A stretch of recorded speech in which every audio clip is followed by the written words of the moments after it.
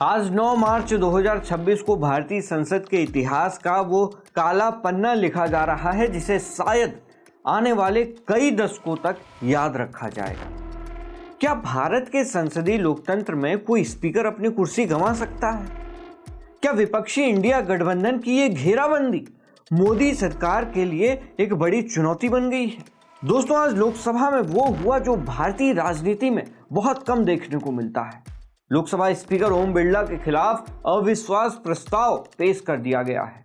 तनाव इतना गहरा है कि सत्ता पक्ष और विपक्ष दोनों ने अपने सांसदों के लिए 3 लाइन व्हिप जारी कर दिया है। सवाल ये है कि क्या ओम बिरला अपनी कुर्सी बचा पाएंगे या इतिहास खुद को दोहराएगा? आइए आपको बताते हैं कि पूरी खबर आखिर है क्या।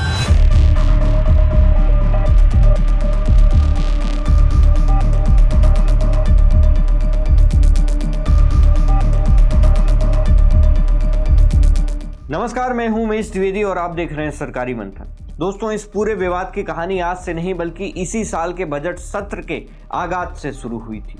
28 जनवरी 2026 को जब राष्ट्रपति के अभिभाषण के साथ सत्र की शुरुआत हुई तब किसी ने नहीं सोचा था कि मामला अविश्वास प्रस्ताव तक पहुंच जाएगा। तारीख थी 2 फरवरी। बजट पर चर्चा चल रही थी। कांग्रेस नेता राहुल गांधी ने सदन में एक विस्फोटक मुद्दा उठाया। उन्होंने पूर्व थल सेना अध्यक्ष जनरल नरावने की एक अप्रकाशित किताब का हवाला देते हुए 2020 के भारत चीन लद्दाख विवाद में राजनीतिक हस्तक्षेप के गंभीर आरोप लगाए। लेकिन जैसे ही राहुल गांधी ने बोलना शुरू किया, स्पीकर ओम बिरला ने उन्हें टोक दिया। स्पीकर का तर्क था कि बजट की चर्चा के दौरान आप किसी दूसरे विषय पर बात नहीं कर सकते। विपक्ष ने इसे अपनी आवाज दबाने की कोशिश करार दे दिया और यहीं से दोस्तों टकराव की शुरुआत हुई।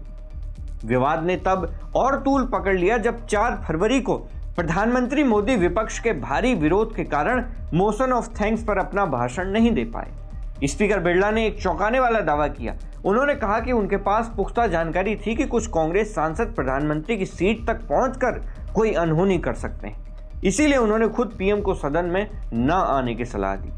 को सम्मानीय महामहिम राष्ट्रपति के अभिभाषण पर जवाब देना था तो मेरे पास पुख्ता ऐसी जानकारी आई कि कांग्रेस पार्टी के कई सदस्य माननीय प्रधानमंत्री जी के आसन पर पहुंचकर कोई भी अप्रत्याशित घटना कर सकते थे।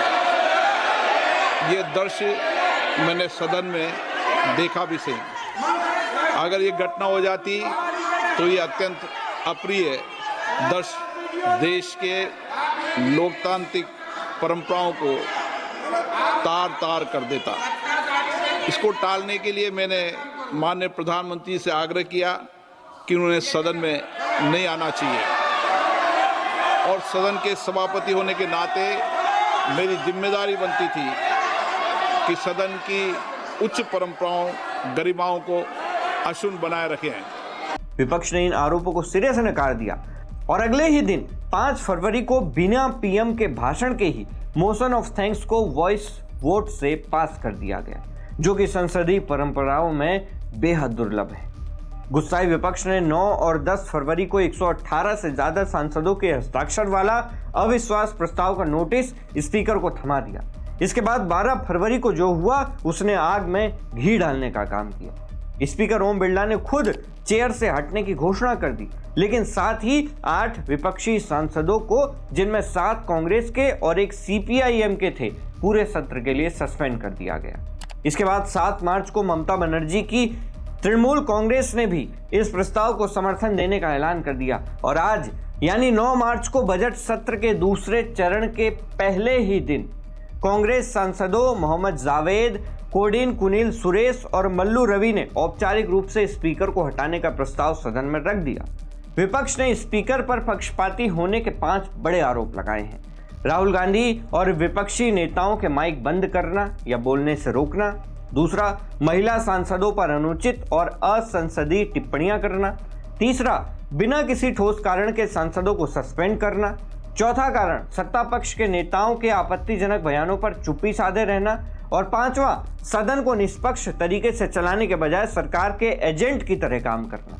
दोस्तों, दूसरी तरफ प्रधानमंत्री मोदी ने ओम बिरला को संविधान के प्रति समर्पित बताया है। गृह मंत्री अमित शाह का कहना है कि यह सिर्फ विपक्ष की हताशा है जो बजट की सफलता से ध्यान भटकाना चाहती है। भाजपा ने तो यहां तक मजाक उड़ाया कि कांग्रेस ने प्रस्ताव में साल 2026 की जगह 2025 लिख दिया है। दोस्तों, भारत के इतिहास में आज तक कोई भी लोकसभा स्पीकर अविश्वास प्रस्ताव से हटाया नहीं गया है, चाहे वो 1954 में जीवी मावलंकर हो, 1966 में हुकुम सिंह या 1987 में बलराम जाखड़। हर बार सत्ता पक्ष की जीत हुई है, लेकिन क्या 2026 में गणित बदल जाएगा? क्या विपक्ष की ये एकजुटता कोई बड़ा उलटफेर कर सकती है? आपका क्या मानना है? क्या लोकसभा स्पीकर वाकई पक्षपाती रहे हैं या विपक्ष जानबूझकर हंगामा कर रहा है? अपनी राय हमें कमेंट बॉक्स में जरूर बताएं।